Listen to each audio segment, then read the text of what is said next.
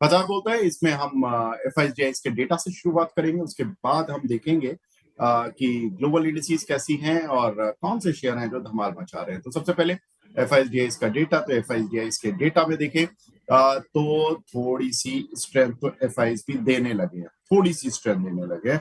309 करोड़ की बाइंग करके ले गए हैं एफआईज फ्राइडे के सेशन में, और 1527 करोड़ की बाइंग करके ले गए हैं डीआईज स्टॉक मार्केट में फ्राइडे के सेशन में। तो ये देखिए एफआईज का थोड़ी भी बाई करना ये थोड़ा सा पॉजिटिव होता है। हालांकि एफआईज ने इंडेक्स फ्यूचर में करीब 4000 करोड़ की बाइंग की है। इस स्टॉक फ्यूचर में उन्होंने ज्यादा बाइंग नहीं की है, 251 करोड़ रुपए की इनफैक्ट सेलिंग ही थी। इंडेक्स ऑप्शन में उनकी 2983 करोड़ रुपए की सेलिंग थी और 475 करोड़ की बाइंग उनकी स्टॉक ऑप्शंस में थी। तो मिला जुला था एफएडओ में उनका कारोबार, लेकिन कैश सेगमेंट में उन्होंने बाइंग की है, हल्के हाथ से ही की से। उससे पहले दिन उन्होंने बृहस्पतिवार को 997 करोड़ की बाइंग की थी। उससे पहले वेडनेसडे को उन्होंने केवल 69 करोड़ की बाई की थी। तो कहीं ना कहीं एफआईज हल्के हाथ से थोड़ा थोड़ा बाय करना शुरू कर रहे हैं इंडियन मार्केट में, और उसकी वजह भी है, उसको बताएंगे हम कि क्यों एफआईज अब लौट रहे हैं इंडिया में। लेकिन एक बार देख लेते हैं ग्लोबल इंडिसेस का हाल, वहां पे क्या रुझान देखने के लिए मिल रहा है, कैसे चल रहे हैं दुनिया भर के बाजार। देखिए दिवाली हमारे यहाँ है, लेकिन उनके यहाँ दिवाली पूरी तरह से वो भी मना रहे हैं, क्योंकि डाउ जोन्स में आधा % की तेजी देखने के लिए मिली फ्राइडे के सेशन में। चाइना का शंघाई हैंसेंग दोनों बढ़िया चल रहे हैं, करीब आधा से 2.5% ऊपर। निकाई और कोस्पी में तो अच्छी दिवाली बन रही है आज, करीब 1.5 से 3% की। इतना तेज तो इंडियन मार्केट भी नहीं हुआ जितना कि ये तेज हो गए। चलिए अच्छी बात है, दुनिया भर में अच्छे मार्केट्स चलें, सब एंजॉय करें, तो ये ज्यादा जरूरी है। एक बार देख लेते हैं टॉप गेनर्स और लूजर्स कौन से काउंटर हैं जो अच्छी स्ट्रेंथ दिखा रहे हैं। तो अच्छी स्ट्रेंथ दिखाने वाले शेयर्स में एक बार लिस्ट देख लेते हैं उन शेयर्स की। साउथ बैंक आज आफ्टर रिजल्ट्स 13% ऊपर, डीसीबी बैंक करीब 12% ऊपर। आरबीएल बैंक का इसमें एक खबर आई है, उस पर हम विस्तार से आज बात करेंगे। सीएट ऑफ फेडरल बैंक, इनमें भी रिजल्ट्स का इम्पैक्ट, और करीब 6% ऊपर, ये काउंटर सभी ऊपर हैं। एक बार देख लेते हैं कौन से काउंटर हैं जो आज गिरे हुए हैं। तो गिरने वाले शेयरों में नजर डालें तो एवेंटेल आफ्टर रिजल्ट्स 14% नीचे, तेजस नेटवर्क या यूटीआई एमसी में भी रिजल्ट्स का इम्पैक्ट है। एजीआई वर्लपूल इन सभी में गिरावट 4% की देखने के लिए मिल रही है। तो ये कुछ एक काउंटर है जो कि आज बढ़े हुए मार्केट में भी अपनी वजहों से गिरे हुए हैं। लेकिन देखिए वजह मार्केट में एफआईज के लौटने की क्या है, और क्या कुछ पॉजिटिव चल रहा है। भारत और अमेरिका के रिश्ते अब सुधरने की ओर हैं, ऐसा इंडियन ऑफिशियल्स ने इंडिकेशन दिए हैं। और भारत की जो ट्रेड डील को लेकर भारतीय ऑफिशियल के बयान आए हैं, उन्होंने कहा है कि ट्रेड में जो हमारे डिफरेंस थे अमेरिका के साथ, वो अब धीरे धीरे नैरो होते जा रहे हैं, यानी कि कम होते जा रहे हैं। और उसी की वजह से इंडियन मार्केट में एक, देखिए रिजल्ट का सेंटिमेंटल बूस्ट है, लेकिन ये सस्टेन कर रहा है वो इसी खबर की बेसिक बुनियाद पर कर रहा है कि इस तरह की पॉजिटिव खबरें हैं। पिछले हफ्ते भी भारतीय टीम वॉशिंगटन में थी इंडियन ऑफिशियल्स के अनुसार, और उन्होंने ट्रेड डिस्प्यूट को लेकर, ट्रेड डिफरेंसेस को लेकर बात की है अमेरिकन ऑफिशियल्स के साथ। अब इसमें इंपॉर्टेंट चीज यही आती है कि ये जो टेक्सटाइल शेयर्स हैं जो काफी पिटे थे, श्रिम्प शेयर थे, और बहुत तरह की जैसे ज्वेलरी कंपनी थी, फार्मा कंपनियां थी, इन सभी का एक बड़ा एक्सपोर्ट यूएस में होता है। 10-10, 12-12 बिलियन डॉलर्स की ये इंडस्ट्रीज हैं जो कि एक्सपोर्ट करती हैं, मतलब ये एक्सपोर्ट का साइज में बता रहा हूँ, तो जो यूएस में जाता है। मैम ये बताएं कि ये अमेरिकन मार्केट में ये जो हाई वेटेज सेक्टर है जिनके 10 से 12 बिलियन डॉलर के एनुअल रेवेन्यूज आते थे, अब अगर डील हो जाती है तो इन कंपनियों में कोई है कंपनी या सेक्टर जहां पर क्या आप फोकस करेंगे? देखिए, मेरी नज़र में तो जो एक ही सेक्टर है जो फ़िलहाल के लिए लीस्ट डिपेंडेंसी के साथ में है, मेरा व्यू है एफएमसीजी को लेकर के, क्योंकि सारे सेक्टर अभी भी हम कितना भी बात करें कि पॉज़िटिविटी बाज़ार देखिए एक होप पर चलता है, ये सबको मालूम है। न्यूज़ के बाद उसका असर बाद में दिखता है, न्यूज़ से पहले दिखता है। तो ये जो होप्स के अराउंड जो हम लोग चल रहे हैं, तो हो सकता है कि एक तो एफएमसीजी जो कि बहुत ज़्यादा डिपेंडेंट नहीं है उधर, एंड दूसरा आईटी। आईटी एक ऐसा सेक्टर रह गया है विवेक जी, जिसने हमारी मार्केट को बहुत ज़्यादा पीछे धकेला है, जबकि बाकी सारी जो मेजर मार्केट, चाहे वो चाइनीज़ मार्केट हो, यूएस हो, तो वो ज़्यादा इसलिए बेटर कर पाई क्योंकि उनके यहाँ पर आईटी ने बहुत सपोर्ट किया। हमारी आईटी की डिपेंडेंसी उनके ऊपर ज़्यादा है। तो मेरे ओपिनियन में आईटी को हमको क्लोजली वॉच करना चाहिए and any good news in IT sector could really rebound to it and IT and FMCG मेरी नज़र में ये 2 सेक्टर है जहाँ पर हमारा ध्यान होना चाहिए एज़ ऑफ नाउ। ठीक है, तो आईटी और एफएमसीजी में मैम कौन सा पर्टिकुलर शेयर जो आपको पसंद आ रहा है? आईटी में हम लोग परसिस्टेंस देख सकते हैं, आज की डेट में भी, हालाँकि ये काफ़ी अच्छा रन अप कर चुका है since we recommended it, but अभी भी अगर मैं परसिस्टेंट की बात करूँ तो 5820 के पास में ये अभी भी है and I expect it to reach अगर मैं एक टाइमलाइन देना चाहूँ तो डाउन द लाइन 3 मंथ तो ये 62 6200 के पार जाता हुआ लगता है एंड इसके बाद भी हम इसको मेरी नज़रिए में इसको बुक नहीं करना चाहिए, प्रॉफिट ट्रेलिंग करना चाहिए। तो अगर आज की डेट में इसमें बाइंग ली जा रही है व्हिच इज़ एट 5820 तो इसमें जब 6200 का भाव निकल जाए, तो आप इसको लगभग 5090 पर 5890 पर आप इसको ट्रेल करके रख लें और उसके बाद आप 6500 के लेवल का भी वेट कर सकते हैं। सो परसिस्टेंट में मुझे एक एक मजबूती नज़र आती है जो कंटिन्यू होने के बहुत ज़्यादा चांसेस है। ठीक है। एक और खबर जो कि दुनिया भर के लिए भी पॉजिटिव है, वो है अमेरिका और चाइना के भी रिश्ते सुधर रहे हैं और चीन के साथ सब ठीक-ठाक होने की उम्मीद है। ये डोनाल्ड ट्रंप ऐसा कह रहे हैं। हालाँकि उनका पिछले वीक का कुछ स्टेटमेंट अलग था, जिसकी वजह से दुनिया भर के बाज़ार थोड़े गिर गए थे। खासतौर से अमेरिकन मार्केट में थोड़ी प्रॉफिट बुकिंग आ गई थी। लेकिन अब डोनाल्ड ट्रंप ने अपने सूट बदल लिए हैं और चीन के राष्ट्रपति के साथ मेरे मजबूत रिश्ते हैं, उन्होंने ये कहा। इस महीने हम दोनों दक्षिण कोरिया में मिलेंगे, डोनाल्ड ट्रंप का ऐसा मानना है। चीन के साथ फेयर डील होगी, तो ये भी एक इम्पोर्टेंट चीज है। वहीं उनके ट्रेजरी सेक्रेटरी बेसेंट ने कहा है कि अमेरिका और चीन के अधिकारी इस हफ्ते मलेशिया में मिलेंगे।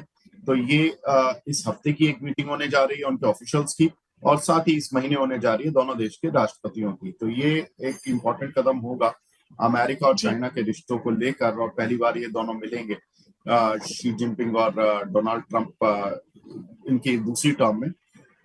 मैम कैसे देखें, देखिए जब भी चाइना का नाम आता है तो मेटल कंपनीज पर थोड़ा सा फोकस शिफ्ट हो जाता है और मेटल यस। कंपनीज ने अच्छा परफॉर्मेंस भी दिया है। और अगर हम देखें तो गोल्ड सिल्वर तो ऑफ कोर्स जबरदस्त बुल रन में रहे। और अगर आप कॉपर भी देखोगे तो ऑल टाइम हाई पर पहुंच गए। तो कॉपर नॉन फेरस मेटल में कोई काउंटर या स्टील कंपनियों में कोई शेयर जो आपको पसंद आ रहा हो? देखिए टाटा स्टील ऑलरेडी अच्छा खासा रन अप कर चुका है और जब हम स्टील की बात करते हैं मित्तल जी तो स्टील एक ऐसा पर्टिकुलर नीश है जिसको आप शॉर्ट टर्म में ना देखते हुए अगर थोड़ा बड़े नज़रिए पे देखें, तो आप आपके आपके ग्लास को थोड़ा-सा आपको ज़ूम करके देखना पड़ेगा, थोड़ा होलिस्टिक व्यू में जाना पड़ेगा, तब जाकर के उसपे जो छोटी-छोटी मैक्रो फैक्टर्स की जो न्यूज़ आती है और जो बड़े न्यूज़ फैक्टर्स भी आते हैं, वो भी उसमें उस मूवमेंट में हम इसको साइक्लिकल एक इन्वेस्टमेंट इसको बोल सकते हैं। तो वो पूरा एक समय देना पड़ता है तब जाकर के इस पर्टिकुलर इंडस्ट्री में आपको एक पैसा बन सकता है। ये इसलिए एक्सप्लेन किया है क्योंकि न्यूज़ ये एक ऐसी सेक्टर भी है, एक ऐसी इंडस्ट्री भी है जो कि बहुत ज़्यादा मैक्रो फैक्टर पर, पॉलिसीज़ पर, सप्लाई पर एक्चुअली डिमांड से भी ज़्यादा सप्लाई पर बहुत ज़्यादा डिपेंडेंट है। तो आपको इसमें जो अपना नज़रिया है वो थोड़ा-सा बड़ा रखना पड़ेगा। व्हाई? क्योंकि अभी-अभी ही मेटल सेक्टर की अगर मैं टू बी स्पेसिफिकली बात करूँ तो अच्छा खासा इसने रन किया है। नाउ ओवरऑल ये सेक्टर अगर हम बात करें तो ऑलमोस्ट अपने ऑल टाइम हाई पर है and so it's leading stocks चाहे वो फिर आपका टाटा स्टील हो जो कि ऑलमोस्ट अगर हम बात करें 172-75 के आसपास में है और ऑल टाइम हाई के पास में है। सो अगेन अगर एक स्टॉक पिक करने हो तो जेएसडब्ल्यू स्टील मेरी नज़र में है, जो कि एक अच्छा मूवमेंट कर सकता है और टाटा स्टील दोनों ही लीडिंग है और इन दोनों ही स्टॉक्स में अगर हम आज बात करें कि अगले 2 क्वार्टर्स का नज़रिया क्या है, तो इन 2 क्वार्टर्स के पॉइंट ऑफ व्यू से जेएसडब्ल्यू स्टील में मुझे बहुत ही ईज़िली 1230 का भाव आते हुए दिखता है, जो कि एक नया हाई होगा इसके लिए और इसके बाद भी इसमें मूवमेंट पॉसिबल है। एंड टाटा स्टील में भी अगर हम बात करें, तो आने वाले समय में लगभग 180 बहुत शॉर्ट टर्म यानी 1 महीने का जो अगर हम व्यू लेकर के चले, तो 150 180 आसानी से हिट होने वाला लेवल लगता है और लगभग 195 3 महीने के अंदर ये भाव ट्रिगर्ड हो सकते हैं। तो अपनी इन्वेस्टमेंट हम इस तरह से प्लान कर सकते हैं, शॉर्ट टर्म वाली भी अगर प्लान करें तो इसमें मोमेंटम बनेगा।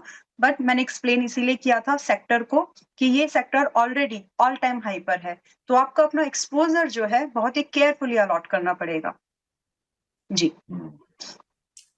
ठीक है। तो चीन की खबर और मेटल कंपनियों में अगर आपको कोई भी पोजीशन बनानी है तो यहाँ पर ये काउंटर है जेएसडब्ल्यू स्टील, टाटा स्टील जैसे शेयर, जहां पर कि आप एक बार नजर बनाकर देख सकते हैं क्योंकि चले तो हैं, इसमें और कोई डाउट नहीं है, सारे शेयर बहुत यस अच्छा चले।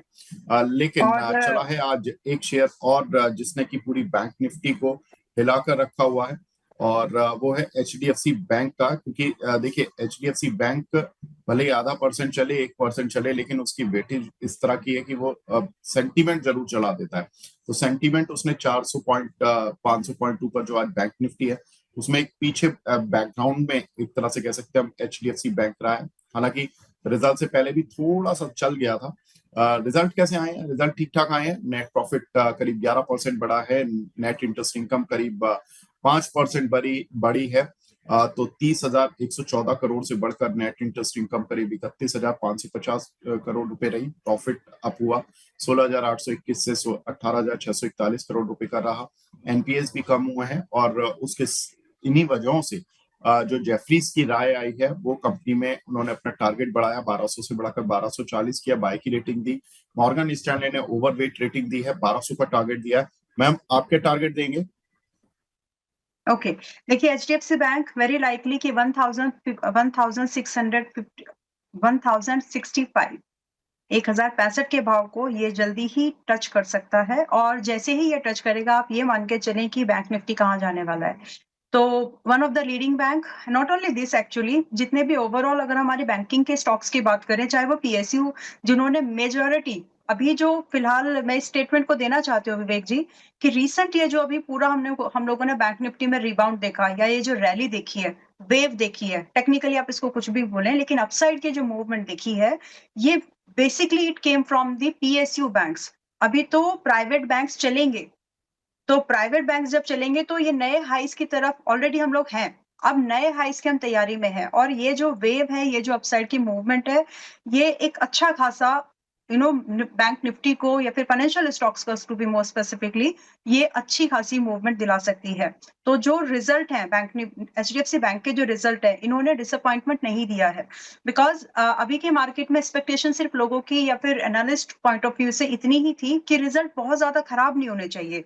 जो निफ्टी 50 के प्लेयर्स हैं, जो लीडर स्टॉक्स हैं, अगर वहां पर रिजल्ट अच्छे आए तो मार्केट रिबाउंड हो जाएगी, यानी निकल जाएंगे नए हाइस की तरफ। तो वो हुआ। यहाँ पे रिजल्ट खराब नहीं है, क्योंकि इतने सारे खराब मैक्रो फैक्टर्स के अलावा भी, के बावजूद भी हम लोगों के जो रिजल्ट है वो एट पार है, या फिर इम्प्रूव्ड है। तो उसकी वजह से, बहुत खराब रिजल्ट नहीं आने की वजह से, जो एक सेंटिमेंट था, जो डर था कि रिजल्ट खराब नहीं होने चाहिए, वो संभल गई बात, और इसी वजह से जो सेंटिमेंट है वो निकल गया है। बाकी तो समय मिलेगा, टाइम बाय हो गया है, जिसकी वजह से जो पॉलिसी मेकर्स हैं, फिर चाहे वो बायलैटरल पॉलिसीज हो, बैंकिंग को लेकर के हो, या फिर किसी भी एस्पेक्ट में, तो वो एक समय मिलने से वो होप नजर आ रही है बाजार को, और इसी होप में हम लोग आगे की तरफ बढ़ रहे हैं। एचडीएफसी में 1065 का भाव बिल्कुल आसानी से आ सकता है, और 1100 का भी लेवल अब हमको आते हुए दिखेगा। तो फ्रेश बाइंग करना है, कर सकते हैं। स्टॉप लॉस मेंटेन करके चलना पड़ेगा 970 का, क्योंकि जब हमने इसको रेकमेंड किया था लगभग विदाउट स्प्लिट, तो उस समय 950 के आसपास में था, और अच्छा खासा मूव कर चुका है। आज भी ठीक ठाक बाइंग के लिए है। तो टारगेट आपके होंगे 1065 और 1100, स्टॉप लॉस 970 का मेंटेन करके चलना है। ठीक है। तो यहाँ पर एचडीएफसी बैंक में तो ये राय बनी, लेकिन मैडम आईसीआईसीआई बैंक का रिजल्ट तो इसके भी ठीक लग रहे थे, लेकिन काउंटर को आज मॉर्निंग सेशन में तो तोड़ के रखा हुआ था। अभी भी देख लेते हैं कि आईसीआईसीआई बैंक में क्या रुझान चल रहा है। 2% नीचे है, एनआई करीब 7% बढ़ा है, नेट प्रॉफिट करीब 5% बढ़ा है, लेकिन बावजूद उसके आईसीआईसीआई बैंक थोड़ा पिटा है। 1445 का हाई है, जबकि 1436 का इसका क्लोज था। तो ओपन तो ठीक हुआ 1442 पर, लेकिन वहां से बस एक सेकंड के लिए, कुछ सेकंड्स के लिए ये रुका होगा वहां पर, और वहां से एक तेज गिरावट। मैम कोई सपोर्ट दिख रहा क्या आईसीआईसीआई बैंक का? Yes, definitely there is a support. अगर इन्वेस्टर की बात करें मित्तल जी, तो इन्वेस्टर इन जनरली 200 दिन के मूविंग एवरेजेस को, 50 वीक्स के मूविंग एवरेजेस को एज अ सपोर्ट मानते हैं, अगर नजरिया 3 से 4 क्वार्टर्स का हो तो। मैंने बहुत ही एक ही स्टेटमेंट में एक इन्वेस्टर जो होता है जिस तरह से वो देखते हैं वो बात यहाँ पर रखी है। और आज की डेट में अगर कोई इसको खरीद रहा है, इसी पॉइंट ऑफ व्यू से इसी को बेस मानते हुए जो कि इन जनरल इस तरह के स्टॉक्स में काम करता है। तो यहाँ पर एक सपोर्ट बाइंग मेरी नज़र में है जो कि है 1370, 1370 और 1407 दैट मीन्स करंट रेंज। तो ये जो 40 पॉइंट की रेंज है आईसीआईसीआई बैंक में it's a buying buying level, it's a buying range. और इसमें जो हमको एक स्टॉप लॉस मेंटेन करके चलना है वो होगा 1340 का क्लोजिंग बेस्ड पर ये एक स्टॉप लॉस है। एंड जो मैं टारगेट यहाँ पर देख पा रही हूँ आसानी से हमको यहाँ पर 1485 का टारगेट पहला मिल सकता है which is very close to its all time high. इसके बाद भी ये स्टॉक यहाँ पर रुकने वाला नहीं लग रहा है। ये जाएगा लगभग आपका 1600 पर। ओनली थिंग जो मुझे यहाँ पर दिखती है वो है कि ये जो रिजल्ट है, ये रिजल्ट इसकी जो करंट फाइनेंशियल्स जो मल्टीपल्स हैं, उसके ज्यादा उसको जस्टिफाई नहीं कर रहे हैं। तो ये जो हम लोगों ने यहाँ पर प्रॉफिट बुकिंग देखी, अगर रिजल्ट और थोड़े बेहतर होते, तो जो सेक्टर के कंपैरिजन में ये महंगा मल्टीपल चार्ज कर रहा है। सेक्टर इसका लगभग 11-12 की मल्टीपल पर है, प्राइस टू अर्निंग रेशियोज पर है, और ये स्टॉक लगभग 19 के मल्टीपल्स पर है, यानी 80% ज्यादा ये multiples price to earning ratios charge कर रहा है। इसका मतलब ये है कि ये वाले जो रिजल्ट है, ये जो प्रॉफिट आया है, ये उस महंगेपन को जस्टिफाई नहीं कर पाया। तो इसी वजह से ये प्रॉफिट बुकिंग हमने देखी और ये अब आपके लिए एक बाइंग जोन बन सकता है।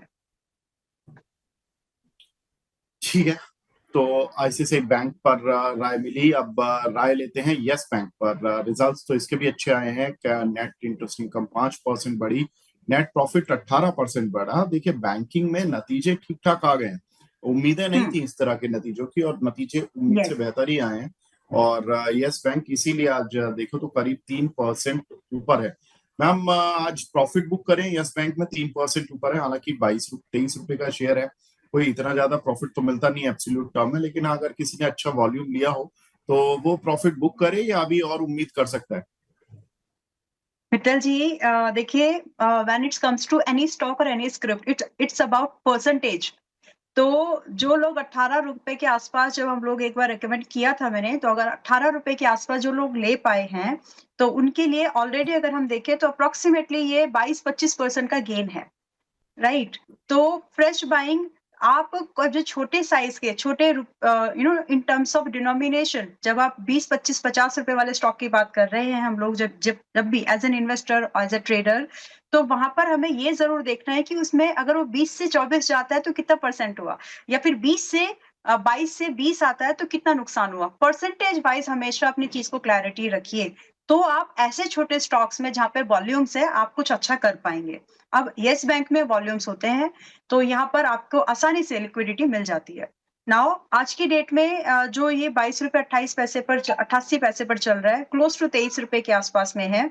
ये एक बाइंग अपॉर्चुनिटी सिर्फ उनके लिए है जो इसको कम से कम 25 रुपए पहला टारगेट, मेरी बात को ध्यान से सुनिएगा सभी इन्वेस्टर्स, जो 25 रुपए एज अ पहला टारगेट, एंड इसके बाद आप इसको होल्ड कर सकें 30 रुपीज के लिए। हाइपोथिकेशन, बहुत हाइपर एक्सपेक्टेशन नहीं है, बट पॉसिबिलिटीज आर देयर। जहां पर आईसीआईसीआई बैंक जैसे, आईडीबीआई बैंक जैसे बैंक्स अपने रिजल्ट दे रहे हैं, इसने अपने एनपीए को भी संभाला और ग्रोथ भी दी। तो ये दोनों चीज इस छोटी पॉकेट वाले बैंक में दिख रही है। एंड जो यहाँ पर हमारा एक स्टॉप लॉस हम लोग लेकर के चलेंगे वो रहेगा 20 रुपए का। तो आज की डेट में लगभग 23 रुपए पर ये चल रहा है, 22 रुपए 90 पैसे पर। तो यहाँ पर बाइंग ली जा सकती है। टारगेट होंगे 25 रुपए, 30 रुपए, स्टॉप लॉस होगा 20 रुपए का। और व्यू जो मैं यहाँ पर लेकर के चल रही हूँ वो 2 महीने से 5 महीने का है। ठीक है, तो यस बैंक पर जी। भी राय मिली होगी। अब देखिए जो एक गैप अप गैप डाउन जो होते हैं वो सब हो गए।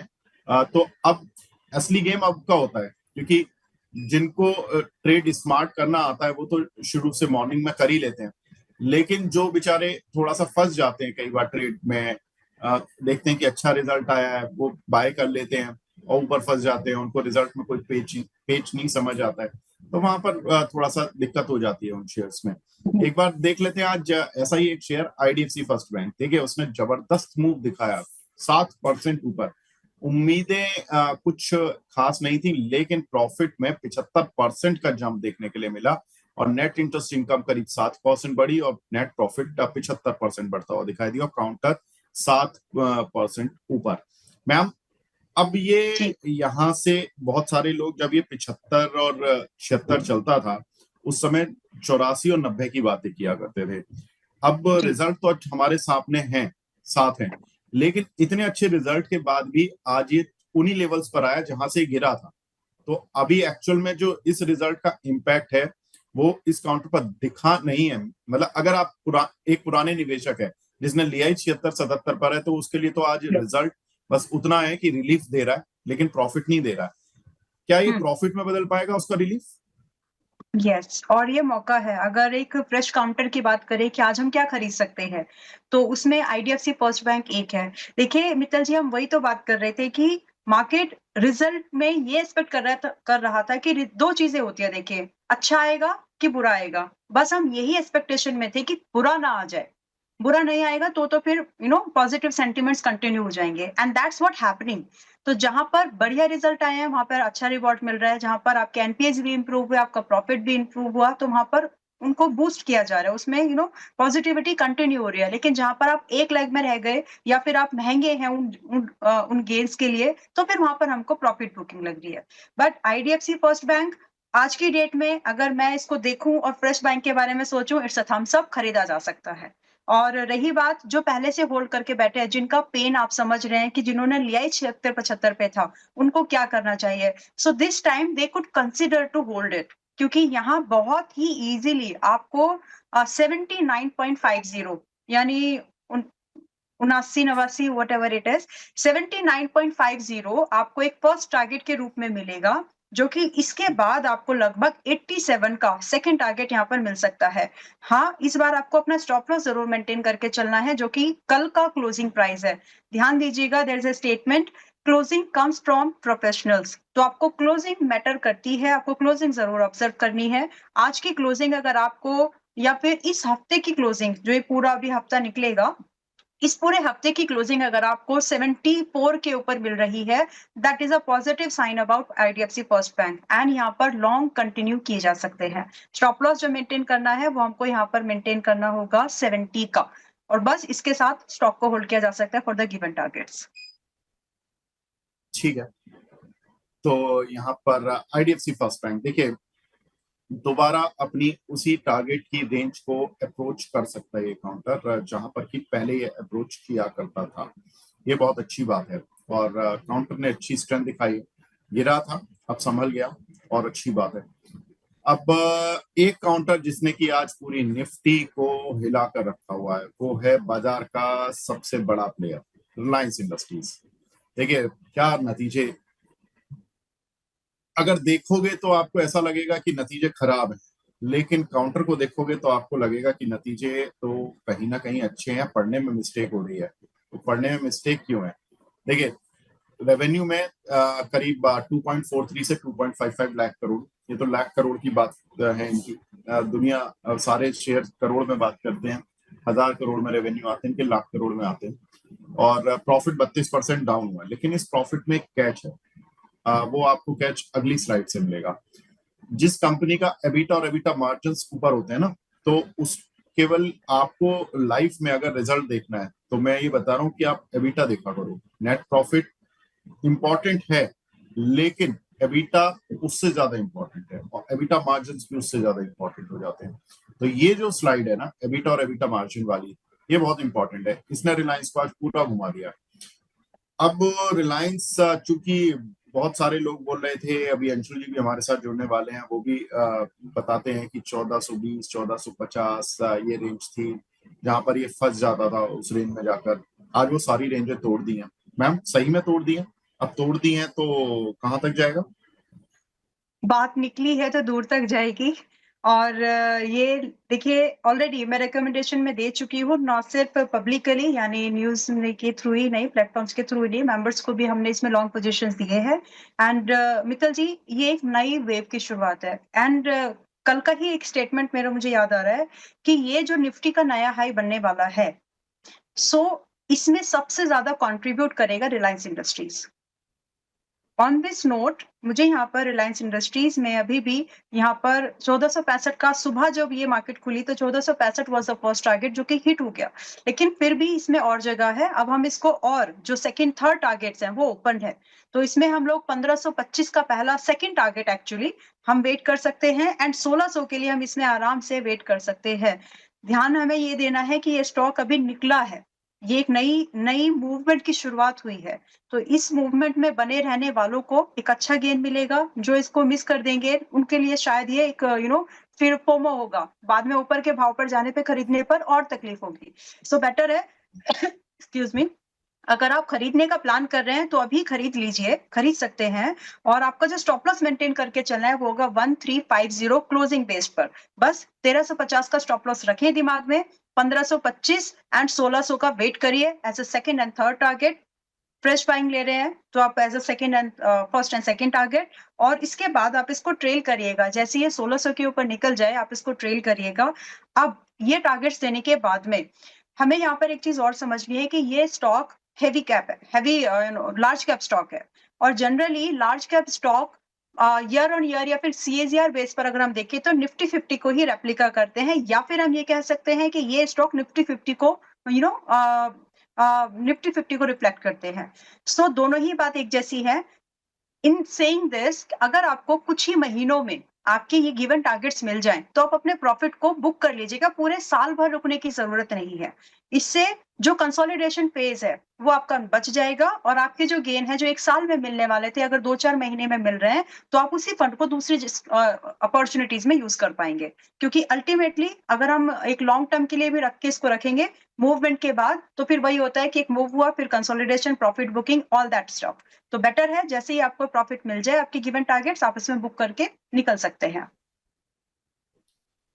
ठीक है, तो रिलायंस पर मैम की तो राय मिली ही। अब हमारे साथ दूसरे खास मेहमान जुड़ चुके हैं, हमारे साथ लक्ष्मी श्री इन्वेस्टमेंट के head of research Anshul Jain साहब भी जुड़ चुके हैं। जैन साहब, गुड मॉर्निंग। नमस्कार, नमस्कार आपके सभी दर्शकों को।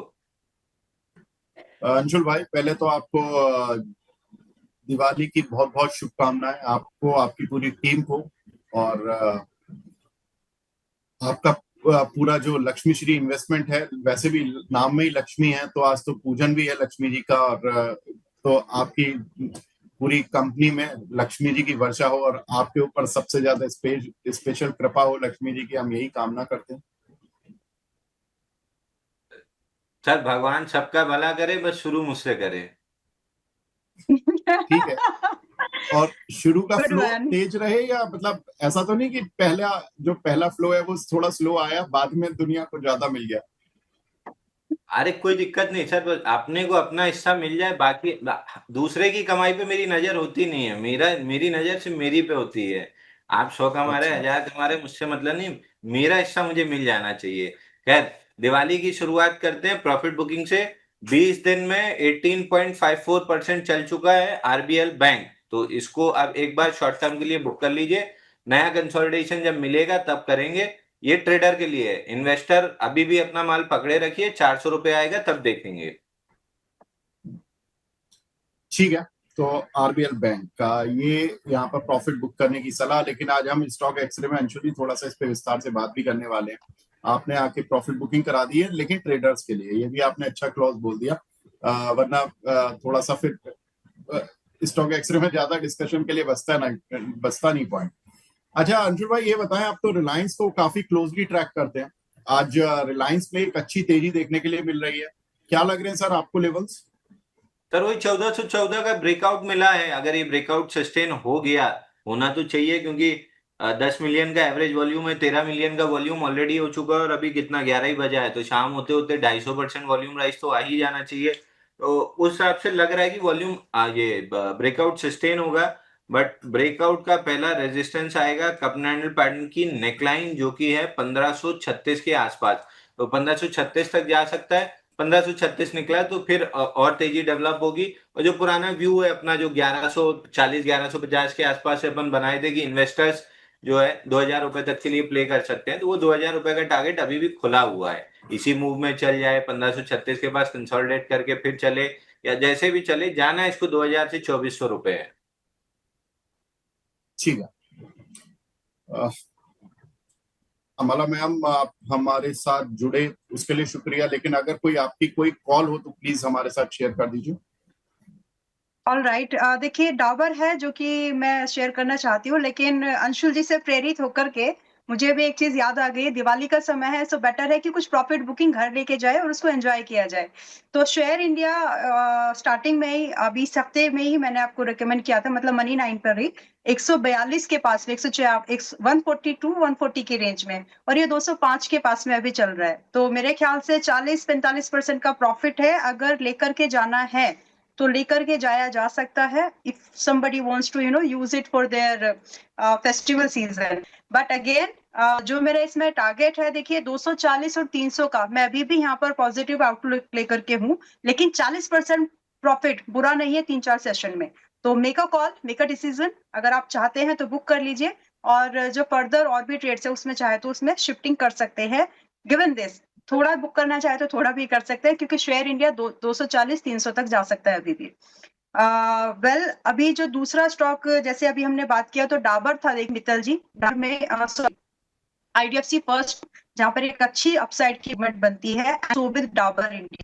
तो डाबर आईडीएफसी तो हम ऑलरेडी डिस्कस कर चुके हैं, एक बार डाबर इंडिया सकते हैं, जो कि आज लगभग चल रहा है, और ये एफएमजी का काउंटर है। जैसे स्टार्टिंग में मैंने बताया था कि अगर कुछ मूव बनेगी पॉजिटिव, तो पर आईटी में जितने भी हमारी अगर डिस्कशन सुधरती है के साथ में, तो एफएमसी में और आईटी में, इन दोनों में बूस्ट करा रह सकता है, क्योंकि एफएमसीजी और आईटी दोनों ने ही बड़ा खराब परफॉर्म किया है, रिबाउंड हो सकता है।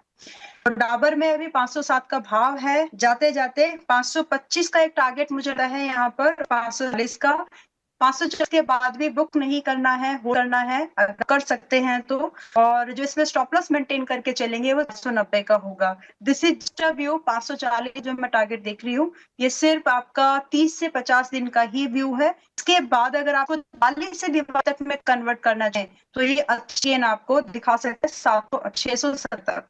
तो ये एक दो पिक्स है, जिसमें कि आईडीएफसी फर्स्ट और डाबर इंडिया। ठीक है, तो आईडीएफसी फर्स्ट, डाबर इंडिया, ये दो पिक्स हैं मैम की तरफ से, और यहाँ पर आप दाव लगाएंगे तो अच्छा पैसा बनाएंगे। Thank you so much Ambala ma'am, आप हमारे साथ Thank you जुड़े, so much. एंड दिवाली के खास मौके पर, लेकिन पहली बार मिलकर आपसे अच्छा लगा। Thank you so much. Thank you so much. अब आगे बढ़ते हैं और एक दो रिजल्ट्स पर और बात करते हैं। टाटा टेक के नतीजे आए हैं। नतीजे देखिए फ्लैट से हैं, और इसलिए काउंटर भी आज फ्लैट है। रेवेन्यूज 6% बढ़ा, नेट प्रॉफिट 3% डाउन हुआ, लेकिन वही मैं बात बोलता हूं कि एबिट और मार्जिन्स ये जरूर देखना चाहिए किसी भी निवेशक को। तो एबिट में करीब 5% का जंप देखने के लिए मिला। हालांकि मार्जिन्स में 20 बेसिस पॉइंट थोड़े कम हुए हैं, लेकिन उतने भी कम नहीं है, फ्लैट है।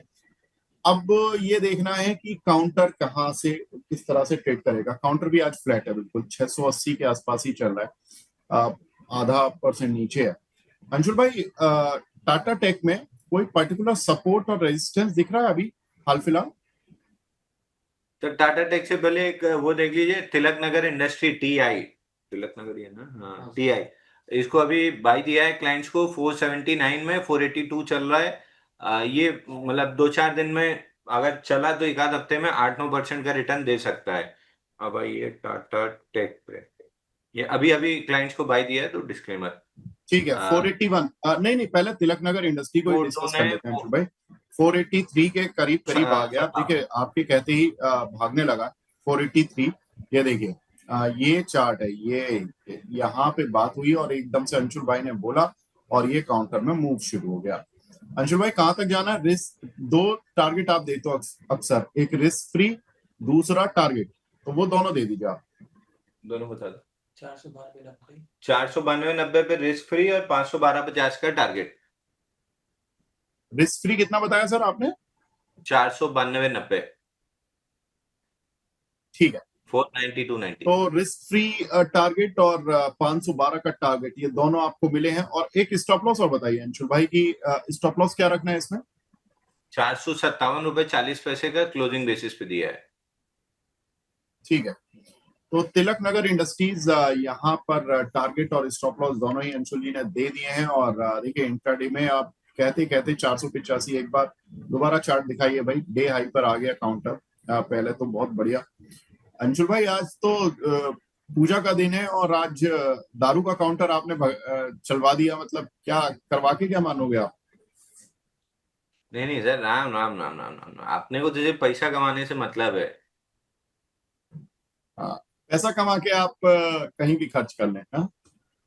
पैसा कमा के पंडित जी को आज दक्षिणा दे देंगे। चलिए ठीक है। तो दक्षिणा के पैसे तो निकल आए हैं, अंशुल जी ने कर दिया है काम। आज 485 तो आ गया। ठीक है अंशुल भाई। अब टाटा टेक पर बात हो रही थी अंशुल भाई, यहाँ पर थोड़ा सा फंस गया मामला, लेकिन काउंटर में देखिए एक बार टाटा टेक का भी चार्ट दिखा दीजिए। रिजल्ट ठीक है, खराब नहीं है लेकिन अच्छे भी नहीं है, जिसकी वजह से काउंटर को कोई बहुत अच्छा मूव मिले। लेकिन काउंटर पर एबिट में बढ़त आई है, रेवेन्यू में बढ़त आई है, लेकिन मार्जिन में थोड़ी 20 बेसिस पॉइंट की गिरावट है। प्रॉफिट, नेट प्रॉफिट थोड़ा सा कम हुआ है, लेकिन हमने बताया कि एबिट आपको देखना है, एबिटा आपको देखना है। नेट प्रॉफिट तक आते आते तो बहुत सारी चीजें चेंज हो जाती है, इंटरेस्ट कॉस्ट चेंज हो जाती है। वैसे तो डेट फ्री कंपनी है तो इसके केस में इंटरेस्ट कॉस्ट नहीं होता, टैक्स बर्डन होता है, कुछ एक्सेप्शनल आइटम हो जाते हैं, उन वजहों से थोड़ा सा कई बार नेट प्रॉफिट गिर जाता है। तो अंशुल भाई टाटा टेक अब इस पर बताएं। 688 पार करते ही से स्टॉक में लॉन्ग पोजीशन बनानी चाहिए। ऊपर 713 का टारगेट है और ओवरऑल 745 जाते हुए दिख रही है। हर तरह की जितनी खराब न्यूज आ सकती थी सब निकल चुकी है, लेकिन 657 नहीं टूट रहा है। तो अब फाइनल स्टॉप लॉस आपका 657 होना चाहिए और एक छोटा ट्रेड लेना है तो 687 60 688 पकड़ लीजिए। 688 निकलने के बाद लॉन्ग कर सकते हैं। ऊपर में 714-15 के आसपास गैप छूटा हुआ है, वो मिल जाएगा। उसके ऊपर 745। स्टैंडर्ड डिस्क्लेमर, मेरे पास पूरी तरीके से नहीं है, मेरे पास लॉन्ग है। Buy sell stop loss target की कोई सलाह नहीं रहेगी। ठीक है, तो टाटा टेक का यहाँ पर 681 का लेवल चल रहा है और 745 अभी भी अंशु जी को लग रहा है ठीक है। और तो यहाँ पर तिलक बाय नगर सेल इंडस्ट्री, अभी इसलिए तिलक सलाह नगर नहीं दे। इंडस्ट्री रिस्क फ्री हो गए हैं 492-30 में। ठीक है अंशुल भाई, वेरी नाइस। आपने दक्षिणा के साथ साथ लोगों की दिवाली का खुद का भी इंतजाम करा दिया। 492, बिल्कुल 492-30 हो चुका है, एग्जैक्ट 492-30 लगा है। बहुत बढ़िया अंशुल भाई। यहाँ पर देखिए केवल 5 मिनट में आपको 10 रुपए मिल गए हैं, और क्या चाहिए। 481-82 था और 491-92 हो गया 5 मिनट में। बहुत बढ़िया अंशुल भाई, वेरी नाइस। ये हुई ना बात कि आपने दिवाली वाले दिन आते ही एक पहली बॉल पे 6 मार दिया। मैं सर कल 5 पैकेट रॉकेट और 4 पैकेट अनार लाया था, सब निकल गया इधर ही। तो क्या हो गया आज, मतलब सब कुछ तो ठीक है। आप रॉकेट लाए थे तो रॉकेट छूट तो गया, अभी क्या रह गया आपका? नहीं, आपको रह नहीं गया, नया रॉकेट ढूंढना है सर। उसके बाद जो बम वाला डिब्बा लाए थे ना, अभी उसका पैसा नहीं निकला है। अच्छा अच्छा अच्छा, चल ठीक है, वो भी निकल जाएगा। अब अच्छा एक शेयर और बता दीजिए, फिर फटाफट से दर्शकों के सवाल लेते हैं। जेपी पावर, इसके रिजल्ट और आए थे अंशुल भाई, इसमें बहुत सारे लोग फंसे रहते हैं या इसको लेना चाहते हैं। रिजल्ट ठीक ठाक आ गए हैं। 17% प्रॉफिट बढ़ा है, नेट प्रॉफिट फ्लैट रहा 182 करोड़ रुपए का। एबिटा में 21 करीब 22% का जंप देखने के लिए मिला है।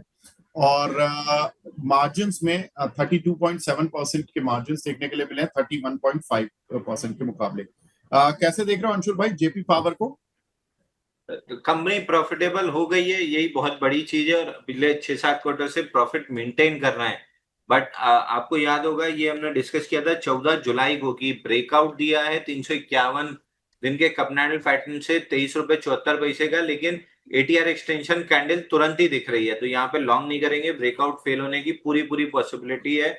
और लॉन्ग लिक्विडेशन में पहला टारगेट 1665 का है, तो अभी भी 1665 का करीब का टारगेट अचीव नहीं हुआ है। तो 1665 जब आएगा, प्रिसाइज लेवल है 16.49, 16.49 जब आएगा तब उसके बाद हम देखेंगे कि इसमें नया क्या बनता है। ओवरहेड सप्लाई बहुत ज्यादा थी जिसकी वजह से ब्रेकआउट फेल हुआ था और एटीआर एक्सटेंशन भी क्लियरली विजिबल था। तो अभी नए बाइंग पैटर्न नहीं बन रहा है, लेकिन एक चीज बहुत अच्छी हुई है कि पिछले 30, अगर 28-30 ट्रेडिंग सेशन देखेंगे तो सेलिंग कंप्लीटली ड्राई अप हो चुकी है। तो 16.49 मे बी एक आध फ्लैश क्लैश में आ जाए, बट बहुत अब यहाँ से नीचे सेलिंग बहुत ज्यादा नहीं दिख रही, तो एक आध रुपए का रिस्क है। उस हिसाब से मैं ये नहीं बोल रहा हूँ लॉन्ग कर लीजिए, बट एक आध रुपए का रिस्क रह गया है। अब यहाँ से पैटर्न डेवलप होना स्टार्ट होना चाहिए, और अब नया अगर पैटर्न डेवलप होता है तो अब तक मैं जेपी ग्रुप से दूर, मतलब जेपी ग्रुप से दूर रहता था, बट जेपी पावर अब मेरी वॉच लिस्ट में जरूर रहेगा। अगर इसमें नया बेस डेवलप होता है तो मैं बायर रहूंगा इसमें।